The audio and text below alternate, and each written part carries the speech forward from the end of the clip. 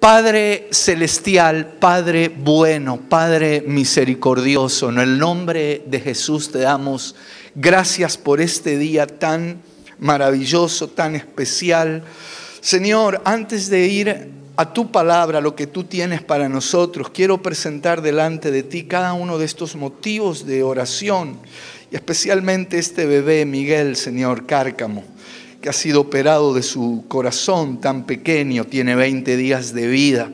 Bendícelo y bendice a su hermano gemelo, Señor. Los presentamos delante de ti y te ruego por cada uno de estos motivos que han llegado, Señor, hoy, que tú muevas tu mano de poder y seas obrando y respondiendo.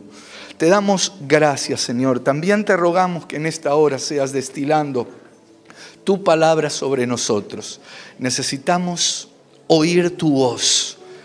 Háblanos como solo tú lo sabes hacer, Señor. Te damos gracias en el nombre de Jesús. Amén. Qué importante es no condicionar nuestra fe en Dios por lo que Él nos responde.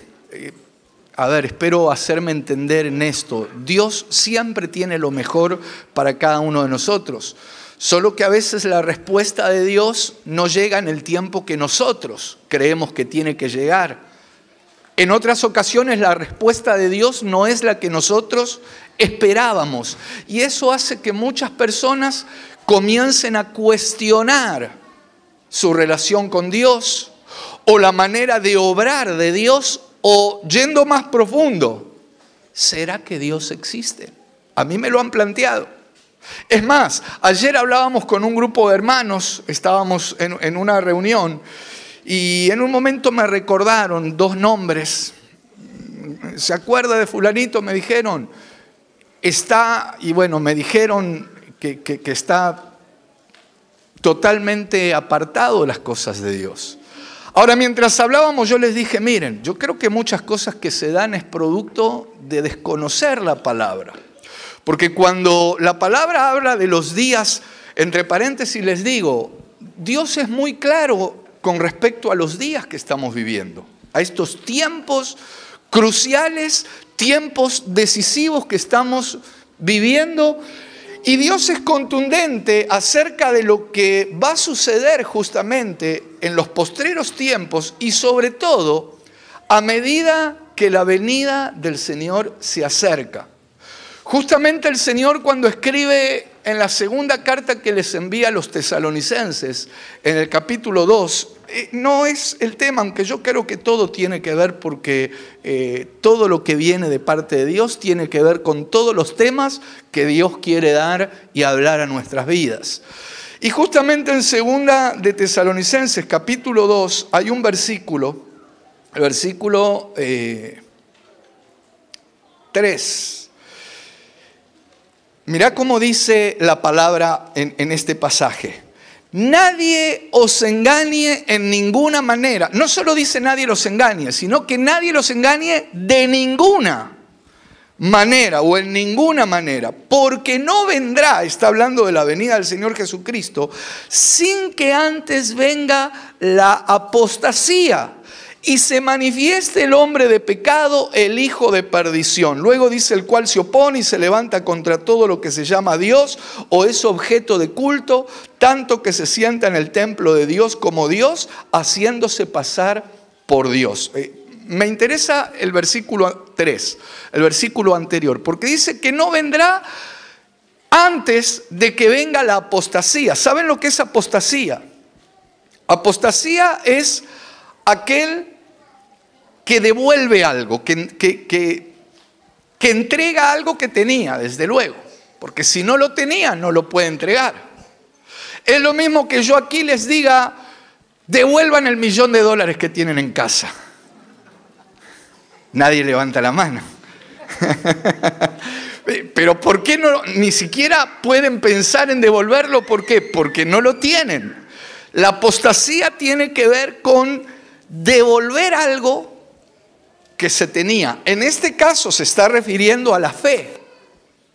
Es decir, antes de la venida del Señor viene un tiempo donde mucho pueblo de Dios, mucho pueblo de Dios, por diferentes motivos, entre otros, desconocer la Escritura, no poner atención en la palabra de Dios, va a volver atrás. Y uno esto lo dice con tristeza, con dolor. Yo declaro que de aquí ninguno va a volver atrás en el nombre de Jesús. En el nombre de Jesús. Pero es real que la palabra me deja ver que viene una apostasía muy fuerte, donde muchos hijos de Dios van a empezar a tambalear y a empezar a dejar cuestionamientos en su mente, en su corazón, y no necesariamente este movimiento se va a levantar con violencia. Esto no es algo que va a venir como en la época del Coliseo romano, donde los amenazaban y tenían que volver atrás, muchos por temor. No, yo creo que esto de manera muy sutil. Miren, esta semana también estaba reunido un día con un grupo de hermanos y salió un tema. Estábamos hablando allí con un grupito de una película que todavía, o creo que se acaba de estrenar. Esa, Noé. ¿O Noé? Los hermanos no la vieron. Y yo tampoco, no sé por qué hablábamos de la película, si no la vimos. Pero, yo creo que Hollywood y otras empresas cinematográficas que están produciendo, llamémosle películas religiosas, entre comillas, que tienen los últimos efectos, logran muy buenas imágenes, pero ¿saben lo que a mí me preocupa? No es eso. Ellos que hagan lo que quieran, en definitiva tienen el dinero y tienen la infraestructura para hacerlo. A mí lo que me preocupa es que hay muchos hijos de Dios que dan más crédito a lo que esas películas muestran y lo que esas películas dicen que a lo que dice Dios en su palabra. Y eso sí me preocupa. Sí, querías decir algo. ¿La vieron? No me contaste. Me hablaste el otro día y él era uno de los que habló. Anoche la vieron. Pero no sigue la palabra. No sigue la palabra. Bueno, es medio una novela. Es como una novela. Sí, yo no la vi. Cada vez me desalientan más a que la vea. Creo que no la voy a... Aparte, ¿para qué la voy a ver si tengo la palabra profética más segura? A la cual debo estar atento. Y vos también. Aleluya. Gloria a Dios. Pero no hay manera de que entre al tema que tengo que entrar. Pero en realidad yo creo que todo esto tiene que ver. Porque incluso decía Eduardo mientras ministró el tiempo de las ofrendas, ¿qué voz vas a dejar o qué voz vas a seguir oyendo? Y yo creo que esta es una buena pregunta que cada uno deberíamos hacernos. ¿Quién nos enseña?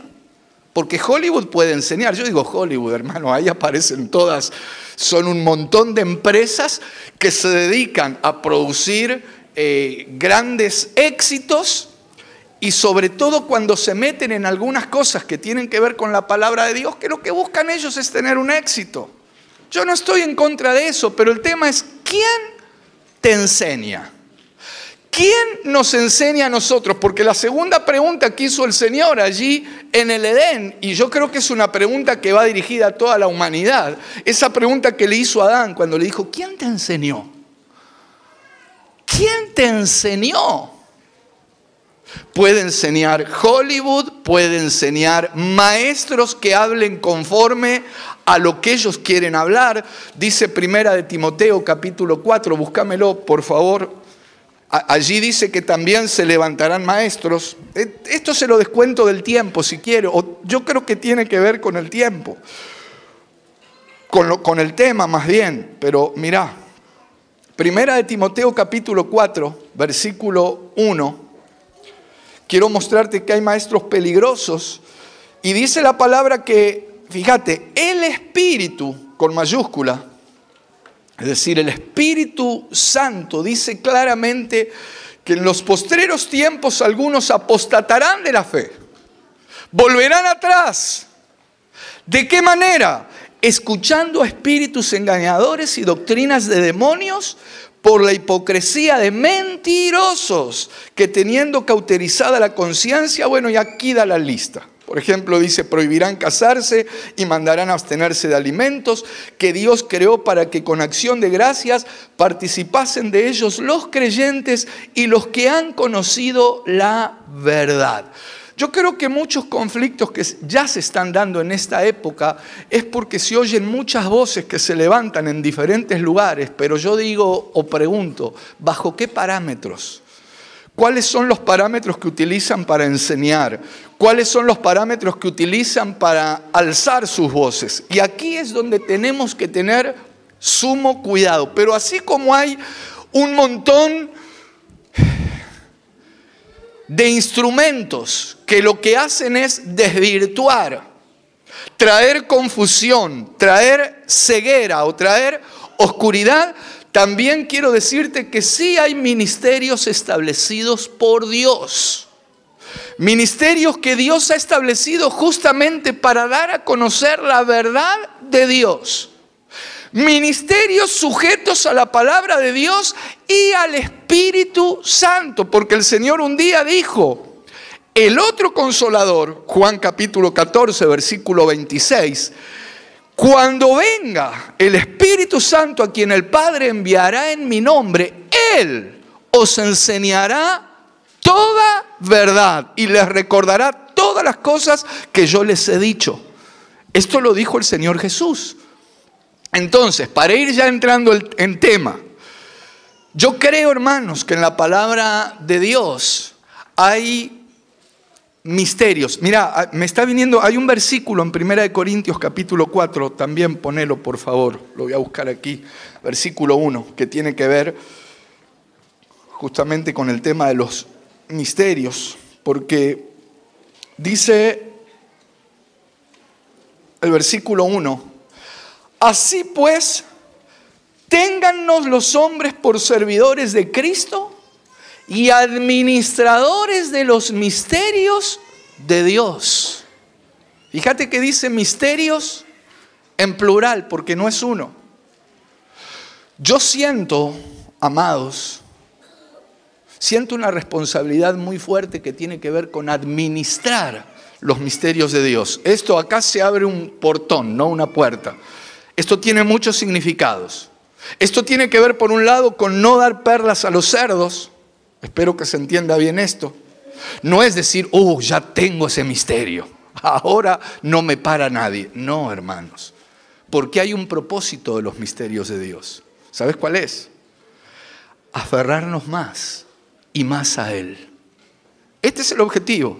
Y cada misterio, miren, cuando el Señor enseñaba y hablaba por parábolas, los mismos discípulos le preguntaron, ¿por qué hablas por parábolas?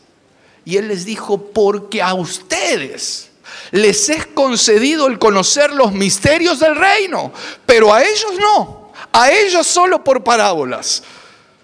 Hay misterios del reino que ya hemos hablado en el congreso que tuvimos de pastores. Hay misterios de parábolas, pero te decía que el núcleo de esto, el centro de esto debe ser lo que dice Deuteronomio capítulo 29, versículo 29. Vamos a leerlo juntos, porque yo creo que es bueno sentar las bases de por qué estamos de alguna manera escudriñando e investigando estos misterios. Deuteronomio 29, 29 dice que las cosas secretas pertenecen a Jehová nuestro Dios, mas las reveladas son para nosotros y para nuestros hijos para siempre, para que cumplamos todas las palabras de esta ley. Entonces, ¿para qué sirve la develación de estos misterios? Para que nos aferremos a Dios, para que, como dice aquí, podamos cumplir todas las palabras que Dios nos ha dejado. Yo creo que dejando esto claro, ahora sí nos podemos meter en uno de los misterios que vamos a estar viendo hoy específicamente. ¿Cuál fue el que se anunció?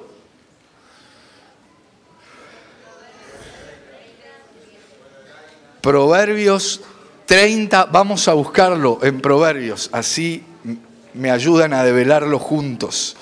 Proverbios 30, vamos a leer el versículo 19. Aunque podemos leer primero el 18 también, porque tiene que ver, nos va a meter más en tema. Proverbios 30, versículo 18. Mira lo que dice aquí el sabio. Recordemos que estos proverbios, hermanos, no los escribió, y esto sin desmerecer a nadie, pero no los escribió alguien que no tenía sabiduría, alguien que no había estudiado, los escribió el sabio, aquel que la Biblia llama el sabio por excelencia, Salomón. Y él, con toda sinceridad, escribe justamente esto. Dice: 3 cosas me son ocultas, aún tampoco sé la cuarta. Versículo 19. El rastro del águila en el aire, el rastro de la culebra sobre la peña, el rastro de la nave en medio del mar y el rastro del hombre en la doncella. Ahora, fíjense qué interesante que él aquí de alguna manera nos está presentando 4 cosas que para él son ocultas, 4 misterios que en ese tiempo a él le eran ocultos. Yo creo que cada uno, y en estos tiempos, y por la gloria de Dios que ha enviado al Espíritu Santo, el Espíritu está mostrando y descorriendo el velo para que nosotros podamos poner más y más por obra su palabra. Vamos a hablar en realidad del rastro de la culebra sobre la peña. El primero dice el águila, 3 cosas, el rastro del águila en el aire. De esto vamos a hablar también, porque cada uno de estos 4 puntos tiene un simbolismo. Esto es como si yo le diga que hay un águila, qué sé yo, allí en el extremo. Nosotros la estamos viendo, de repente nos damos vuelta o cerramos los ojos y el águila vemos que aparece allí arriba de todo, en el fondo, donde casi no se ve bien desde aquí. Y nosotros vimos que estaba allá y ahora está allá, pero ¿y quién puede saber cómo llegó? Los más aventureros van a decir, y fue así en diagonal, cortando camino. Ve tú, decía alguien, ve tú a saber. ¿Quién sabrá? Yo creo que Dios nos quiere mostrar algunas cosas. Vamos a entrar de lleno en lo que es el rastro de la culebra sobre la peña. Quiero tomar para esto la versión, hay una versión que es nácar y colunga. Si podés buscármelo, o a ver, ¿lo tenés ahí? Ah, gloria a Dios, muy bien. Bueno, me interesa entonces que veamos esto. Esta versión dice: el camino del águila en los aires, el rastro de la serpiente sobre la roca, el camino de la nave en medio del mar y el rastro del hombre en la doncella. Pero dijimos que vamos a hablar del segundo misterio que aparece aquí. Y me gusta esta versión porque habla del rastro de la serpiente sobre la roca. Suena casi igual que la otra, pero cuando yo lo leí esto en esta versión, es como que se me abrió un nuevo panorama. Y se me abrió un nuevo panorama, ¿por qué? Porque ¿quién es la roca? A ver, vamos a empezar. Yo quiero llevarlos a esta. Saben que tenemos diferentes maneras, hay diferentes planos interpretativos de la palabra de Dios. Aquí hay que tener mucho cuidado porque esto no se trata de irse por las nubes, porque por irse por las nubes algunos terminaron formando sectas y se han desviado totalmente del camino de Dios. Por eso les decía al comienzo, ¿quién nos enseña? ¿Quién te enseña? Porque algunos enseñan barbaridades pensando que viene de parte de Dios y lo que hacen es apartar hijos de Dios del camino de Dios. Es más, llevan a muchos a apostatar, a entregar la fe.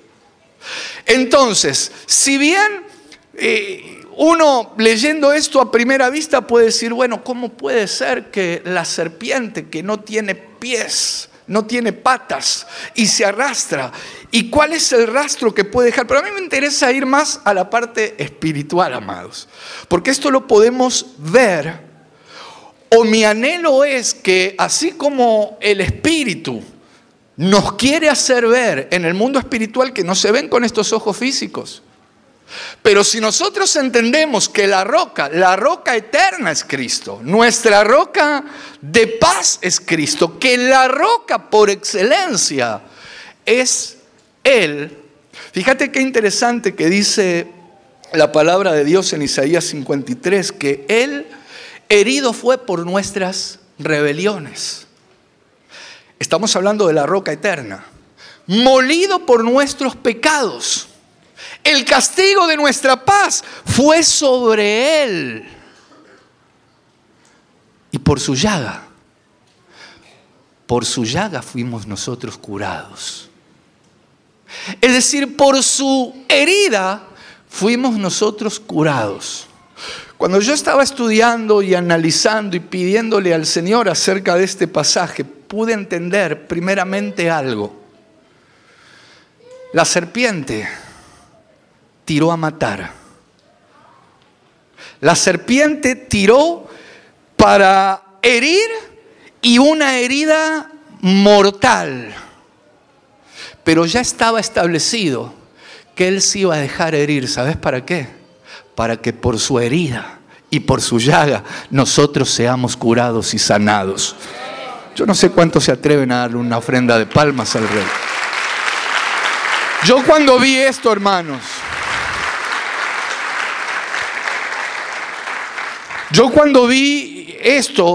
es como que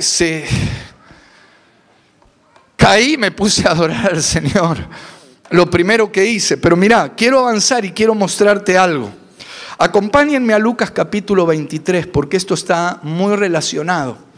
El Señor me dejó ver que el rastro que la serpiente dejó sobre la roca, es decir, este misterio, esto que para Salomón le era oculto, está muy relacionado con algo que vamos a leer aquí en Lucas y con algo que sucedió en el mismo Génesis.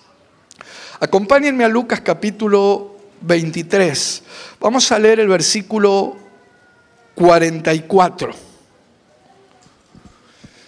Dice: cuando era como la hora sexta, hubo tinieblas sobre toda la tierra hasta la hora novena. Paremos aquí. ¿Saben que este fue el momento donde el Señor estaba allí en la cruz? Dijo: consumado es, entregó el Espíritu, y en ese momento dice aquí que hubo tinieblas sobre toda la tierra. La palabra que utiliza es skotos. Es una palabra griega que significa oscuridad, caos, tinieblas.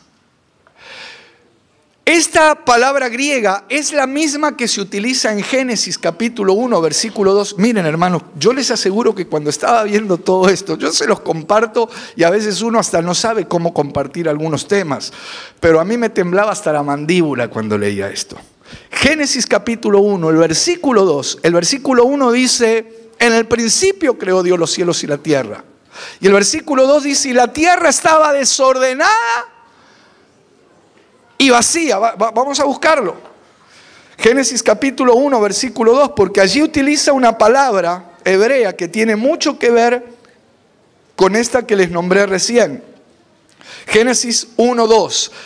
La tierra estaba desordenada y vacía, y las tinieblas, de vuelta aparece aquí, o más bien en Lucas aparece de vuelta, dice: y las tinieblas estaban sobre la faz del abismo, y el Espíritu de Dios se movía sobre la faz de las aguas. La palabra que aparece aquí justamente es Joshek, que significa también oscuridad, caos, tinieblas. A mí me llamó mucho la atención que esas tinieblas que aparecen en Lucas capítulo 23, versículo 44, estaban sobre toda la tierra. Yo creo que lo que se debe haber producido en ese momento, en el mundo espiritual, debe haber sido algo impresionante, hermanos.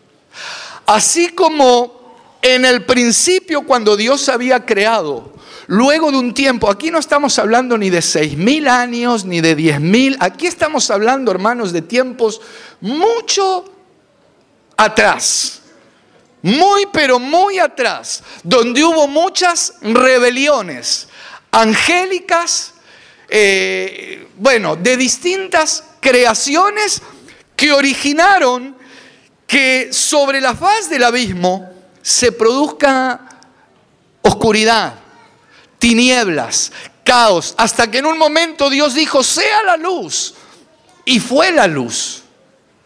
Pero a mí me llama la atención que aquí, estas tinieblas, esta oscuridad, este caos, estaban sobre toda la tierra. Y yo me imagino lo que debe haber sucedido en el plano espiritual, viendo a un hombre con su rostro desfigurado, ensangrentado, dando prácticamente lástima, porque para muchos hasta les daba lástima. Yo te aseguro que los mismos discípulos estaban desorientados. Estaban desorientados porque dice la palabra que algunos volvieron atrás, volvieron a sus viejas actividades. O sea, durante esos 3 días es como que se produjo un conflicto en el mundo espiritual y las tinieblas se apoderaron. Es como que eran la cubierta de este mundo, pasaron a ser las mismas tinieblas. Hasta que un día, hoy se habló en el tiempo de la ofrenda también de las Jaeles. ¿Quién fue Jael? ¿A quién derrotó? A Sísara. Bien. Bueno, en este tiempo unas benditas mujeres, mientras esas tinieblas cubrían la tierra, llegaron al sepulcro. Y lo primero que ven es que la piedra estaba removida. Ellas se asustaron más todavía, estaban cabizbajas, estaban tristes. Sin embargo, ¿sabes qué pasó? 2 varones con vestiduras blancas les salen al encuentro y les dicen, ¿por qué están tristes? ¿Por qué tienen miedo? ¿Por qué tienen temor? ¿A quién buscan? ¿Al que hirieron? ¿A quién buscan? ¿Al que le dispararon para matarlo? Él no está aquí. Él ha resucitado, le dijeron. Él no está entre los muertos. Él vive porque esa herida, que era herida de muerte, en Él se convirtió en señal. Hermanos, mirá cómo dice en Lucas, volvamos al Evangelio de Lucas en el capítulo 24, el capítulo que sigue, justamente. Vamos a buscarlo.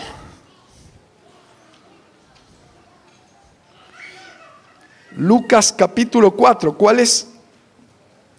A ver, por ejemplo, el versículo 2 dice, y hallaron removida la piedra del sepulcro, pero no es este, más abajo, versículo 5. Y como tuvieron temor y bajaron el rostro a tierra, está hablando de estas mujeres que llegaron ahí, les dijeron, ¿por qué buscáis entre los muertos al que vive? No está aquí, sino que ha resucitado. Acordaos de lo que os habló cuando aún estaba en Galilea. Vamos a detenernos, amados. Es que aquí hay algo maravilloso. Yo creo que lo que en el tiempo de Salomón, cuando él escribió, yo estoy seguro que él en ese momento, escribiendo con toda la sabiduría que él tenía, no sabía de quién estaba escribiendo. De la misma manera que dice en la carta de Pedro que los profetas que hablaron acerca del Mesías, ellos no sabían lo que estaban diciendo, ni los que estaban escribiendo. Dice la palabra que fue escrito para nosotros. Entonces, yo siento que en este tiempo el Señor está descorriendo el velo para que nosotros, te decía antes, nos aferremos más y más de Él. Porque esto, hermanos, es algo que estaba establecido. ¿Qué es lo que estaba establecido? Que el Señor necesitaba cumplir un plan. Del lado de las tinieblas, sí se iba a producir una marca, se iba a producir una herida. Fíjate qué interesante que en la carta a los Hebreos dice que así como nosotros los hijos, Hebreos 2:14, participamos de carne y sangre, Él también participó de lo mismo. ¿Sabes para qué? Para destruir por medio de la muerte al que tenía el imperio de la muerte, esto es, al diablo. El Señor vino a cumplir algo. Aquí lo tenés. Por cuanto los hijos participaron de carne y sangre, Él también participó de lo mismo, para destruir por medio de la muerte al que tenía el imperio de la muerte, esto es, al diablo, y oí esto, y librar a todos los que por el temor de la muerte estaban durante toda la vida sujetos a servidumbre. Salomón, cuando escribió eso, no sabía a qué se estaba refiriendo. Él decía, 3 cosas me son ocultas, aún la cuarta no la sé. Pero él decía, ahí hay un misterio en ese rastro. ¿Cuál es ese rastro? Y ya estamos llegando, hermanos. Ya estamos llegando. Yo creo que varios ya saben cuál es el rastro de la serpiente sobre la roca. Yo creo que los discípulos, cuando el Señor durante esos 3 días no estuvo con ellos, ellos se llenaron de dudas, se llenaron de incertidumbre. Muchos empezaron a pensar cualquier cosa y otros hasta miren, un Tomás. Vamos a buscar en Juan capítulo 20. Quiero mostrarte algunas cosas. Porque hasta que los discípulos no fueron llenos del Espíritu Santo, yo te aseguro que ellos no tenían ni siquiera idea todavía de lo que tenían que esperar, lo que tenían que hacer. El Señor les había hablado, como yo sé que a tantos les ha hablado el Señor aquí. Muchos han visto la gloria de Dios. Muchos han experimentado el amor de Dios en sus propias vidas. Sin embargo, hay momentos que parecería como que todo se viene abajo. Así estaban los discípulos. Yo creo que peor todavía, ellos habían caminado con el Señor literalmente. Hermanos, ellos habían estado oyendo las enseñanzas del Maestro. Ellos habían visto los milagros y las liberaciones que el Señor hacía. Y no entendían lo que Él les había dicho todo el plan. Él les había dicho lo que iba a pasar. Es más, en los últimos versículos del capítulo 24 de Lucas, Él les abre el entendimiento para que comprendan. Sin embargo, en Juan capítulo 20, mira lo que sucede. Vamos a leer versículo 19. A ver. Versículo 19. Dice, cuando llegó la noche de aquel mismo día, el primero de la semana, estando las puertas cerradas en el lugar donde los discípulos estaban reunidos, por miedo de los judíos, vino Jesús y puesto en medio les dijo, paz a vosotros. ¿Cómo estaban estos discípulos? Con miedo. Estaban así, hermano. Tenían un julepe encima. No querían, y yo lo entiendo, esto lo estoy diciendo con respeto, pero hay algo. Ellos tenían miedo por muchas cosas. Por miedo a los judíos, por miedo a lo que iba a pasar, por miedo a pensar, ¿habremos perdido estos 3 años y medio? ¿Será que era el que dijo que era? ¿Será que era el que iba? Es que, ¿saben por qué les digo esto? Porque yo sé que este pensamiento, salvando las distancias, a muchos les viene. Cuando no llegas a fin de mes, cuando te duele algo y no sabes qué es y empiezan las dudas. Cuando el enemigo logra meterte ese pensamiento de ver a un Cristo herido, lastimado, colgado en una cruz, y empiezan las preguntas, ¿será? ¿Será el que tenemos que esperar? ¿Será el que tenemos que seguir? Y empiezan todas estas cosas. Yo me imagino que así estaban ellos, y así muchas veces nosotros, como hijos de Dios, estamos. Pero este mismo Jesús se les manifestó glorificado, se puso en medio de ellos y les dijo: paz a vosotros. Yo no sé cuántos se imaginarán la cara de los discípulos en ese momento, pero yo creo que ahí vino un renuevo, hermanos, sobre ellos. Yo creo, no sé si les ha pasado, pero en tiempos de mucha opresión, de mucha lucha, cuando nos ponemos a buscar a Dios, algo parecido le pasó a Juan. Juan, siendo un anciano, perseguido, desterrado, lejos, desamparado. ¿Por qué? Por anunciar la palabra de Dios. Estaba en una isla llamada Patmos. Estaba prácticamente solo.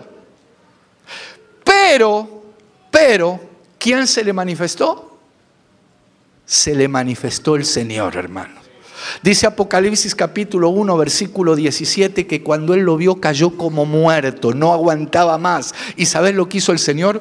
Puso su diestra sobre él y le dijo: Juan, no temas, no temas, yo soy el primero y el último, yo soy el que vivo y estuve muerto, mas he aquí, vivo por los siglos de los siglos y tengo las llaves del Hades y de la muerte. Alabado es su nombre. Gloria a Dios. Entonces, sigamos leyendo aquí en Juan capítulo 20, porque quiero mostrarte lo que sucede con este grupo de discípulos. Juan capítulo 20, versículo 19, dice: cuando llegó la noche de aquel mismo día, el primero de la semana, estando las puertas cerradas en el lugar donde los discípulos estaban reunidos por miedo de los judíos, vino Jesús y puesto en medio les dijo: paz a vosotros.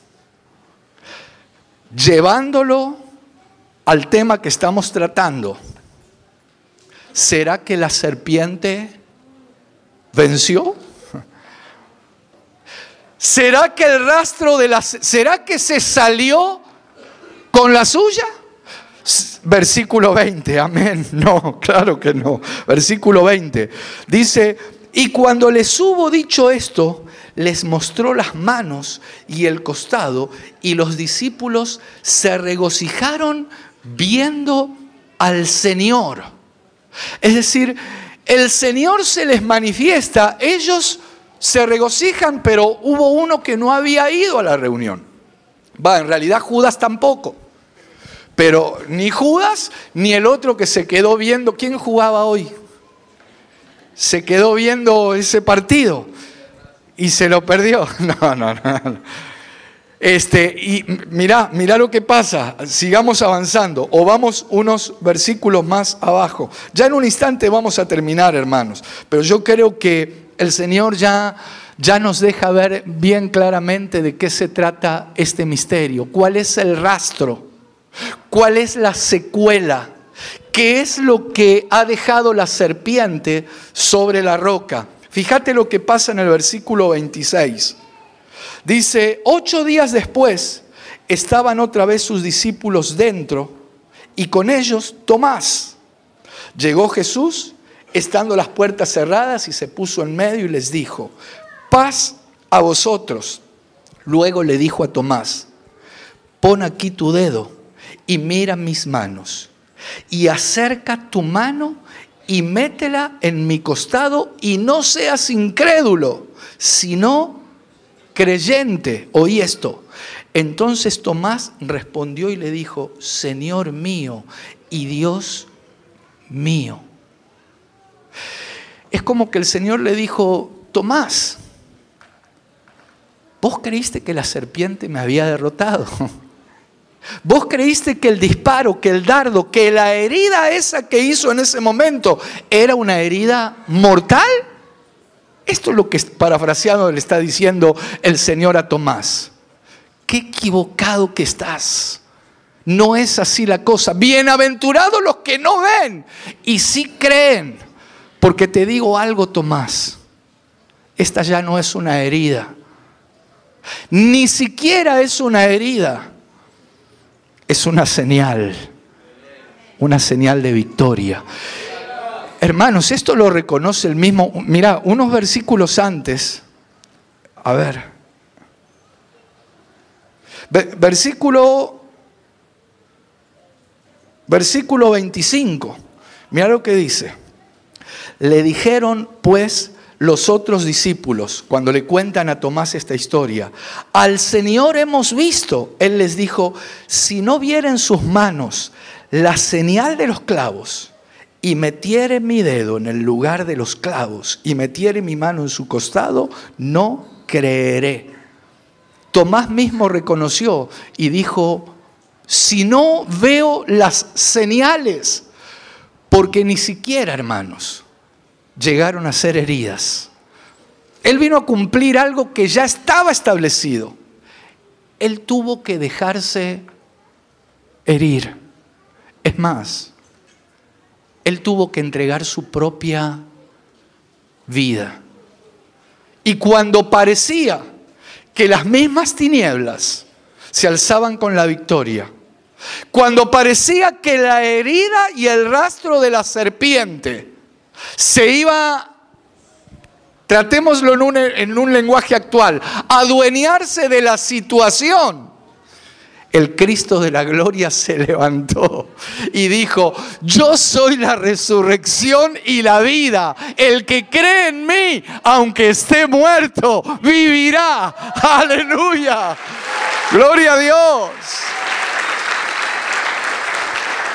Pero fíjate, miren, ya voy a terminar, pero mira lo que le dice el Señor a Tomás. Sigamos leyendo, versículo 29. Jesús le dijo: porque me has visto, Tomás, creíste. Bienaventurados los que no vieron y creyeron. Bienaventurados aquellos que creyeron que la serpiente solo dejó una señal que manifiesta mi victoria. Bienaventurados aquellos que ni siquiera me vieron, pero que son creyentes, como los que yo veo aquí y oí. Versículo 30. Hizo además Jesús muchas otras señales en presencia de sus discípulos, las cuales no están escritas en este libro. Pero estas se han escrito para que creáis que Jesús es el Cristo, el Hijo de Dios, y para que creyendo tengáis vida en su nombre.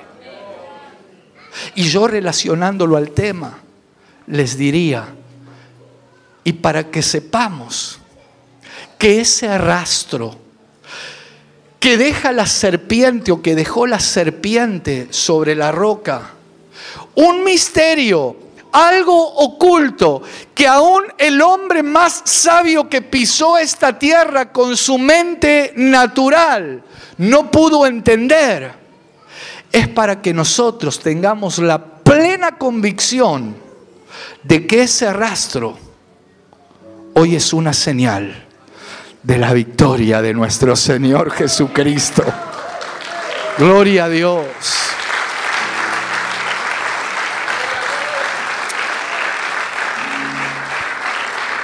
Misterios ocultos desde el Génesis hasta Apocalipsis, que no tienen otro motivo que glorificar el nombre del Señor.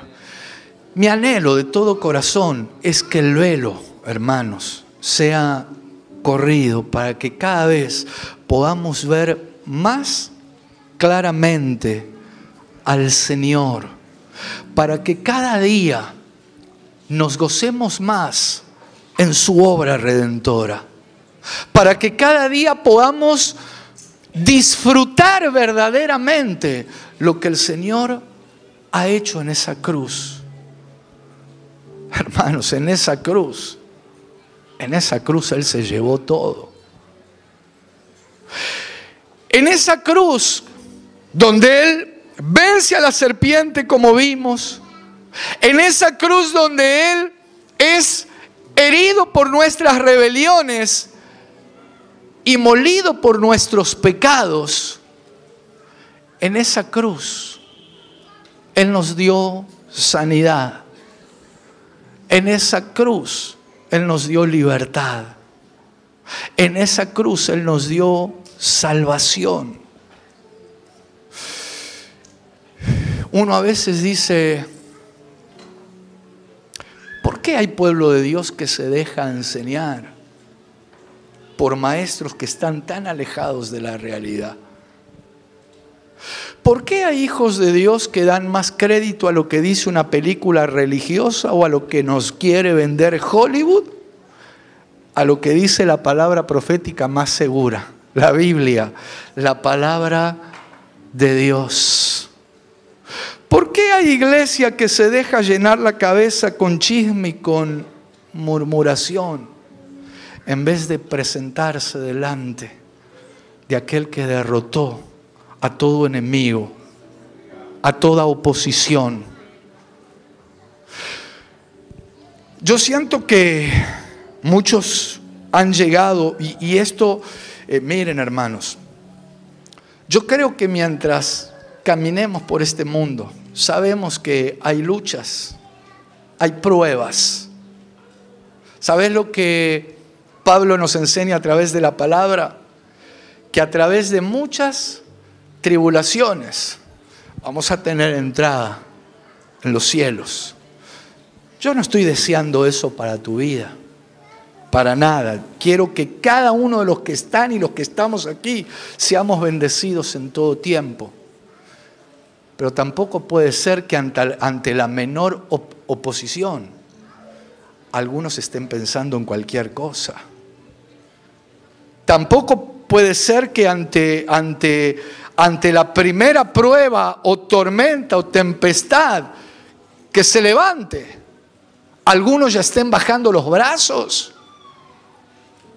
y hasta preguntándose, ¿será que estoy en el lugar correcto? Quiero decirte algo, una vez más, sí, estás en el lugar correcto. Porque aquí está el Señor. Porque aquí está aquel que cuando se pensaba que el rastro de la serpiente sobre la roca era una herida mortal, el único rastro que dejó fue una señal. Yo me gozo con esta, hasta tengo ganas de componer algún salmista, sería bueno, algún adorador, que puedan componer un himno, un salmo, la señal de la victoria de la roca sobre la serpiente, qué sé yo, hermano, no sé qué título, pero algo que glorifique el nombre del Señor. Misterios de Dios, la palabra que utiliza el griego es musterión, algo que está oculto, pero que Dios lo dejó para ser descubierto y que a través de ese descubrimiento nosotros nos aferremos más y más a Él. Y no solo nosotros, nuestros hijos, dice la palabra, podamos poner por obra la palabra de Dios. Poneme, ya terminamos. Ah, qué bueno, ahí está. Mira, antes de adorar, déjame leerlo de vuelta. 3 cosas me resultan maravillosas y una cuarta que no llego a entender. El camino del águila en los aires, el rastro de la serpiente sobre la roca, el camino de la nave en medio del mar y el rastro del hombre en la doncella. Es interesante que esta versión dice 3 cosas me resultan maravillosas. Yo creo que es maravilloso comprender el rastro de la serpiente sobre la roca. Sobre todo para aquellos que hemos depositado nuestra fe, nuestra confianza, nuestra vida en la roca eterna que se llama Jesucristo. Alabado es su nombre. Yo quiero hacer una oración, pero una oración de gratitud. Más allá de las peticiones, de los motivos de oración que haya, yo quiero hacer una oración de agradecimiento al Señor, porque Él no abrió su boca. Como cordero mudo fue llevado al matadero. Él cayó por amor. Él se humilló y aún que lo insultaban, se le burlaban, los discípulos asustados, llenos de miedo, encerrados, parecía que una vez más, así como las tinieblas, la oscuridad y el caos cubrían la tierra, parecía que se había consumado la victoria. Sin embargo, el Señor por amor a nosotros no abrió su boca y cayó. Y no le importó que le digan lo que le dijeron y que le hagan lo que le hicieron, porque estaba pensando en nosotros.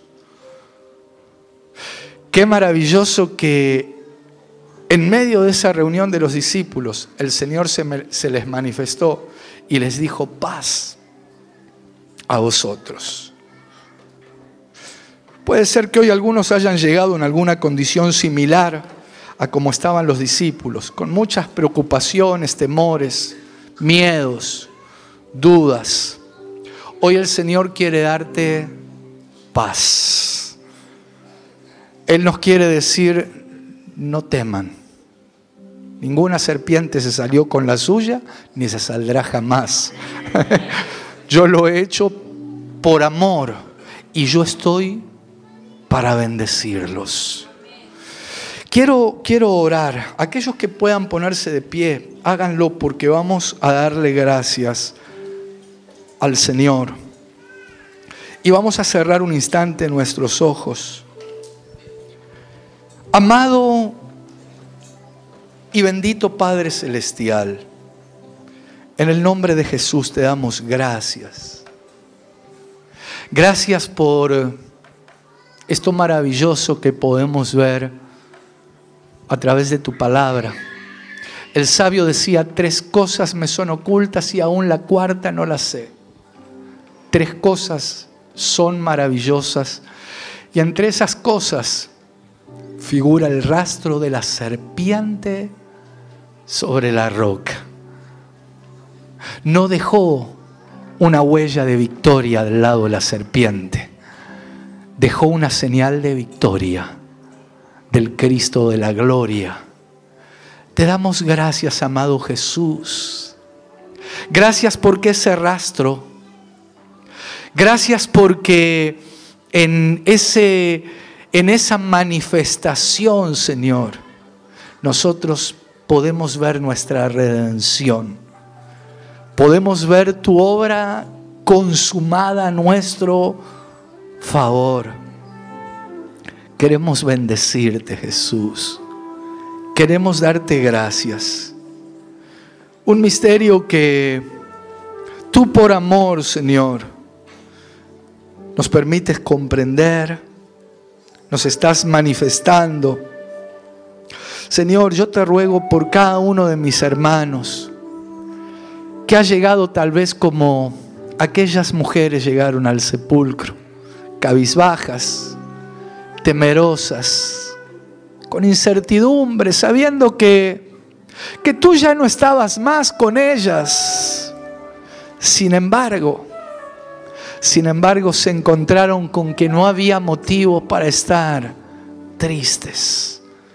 No había motivo para temer. Tú te habías levantado. esa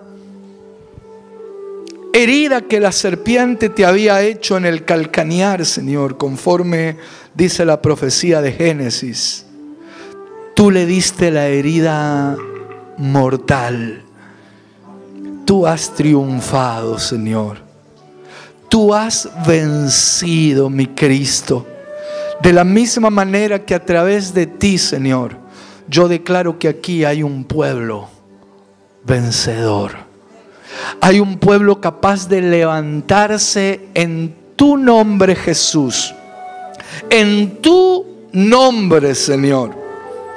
Nombre que es sobre todo nombre. Así como en Génesis el caos se había apoderado y dominaba sobre la faz del abismo, hasta que el Padre intervino. De la misma manera la serpiente antigua hizo que el caos, el desorden, la oscuridad, las tinieblas se apoderen de esta tierra durante esos 3 días.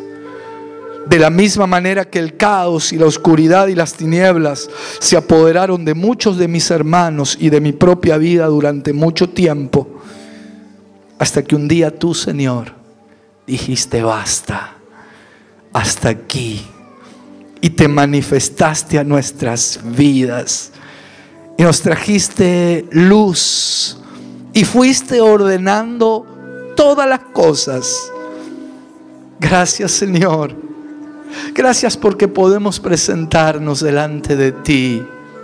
Gracias porque podemos llegar delante de tu misma presencia, valorando tu obra, reconociendo tu victoria y entendiendo, Señor, que ese rastro de la serpiente sobre la roca no es otra cosa que una señal de victoria en el nombre de Jesús. Amén, Señor.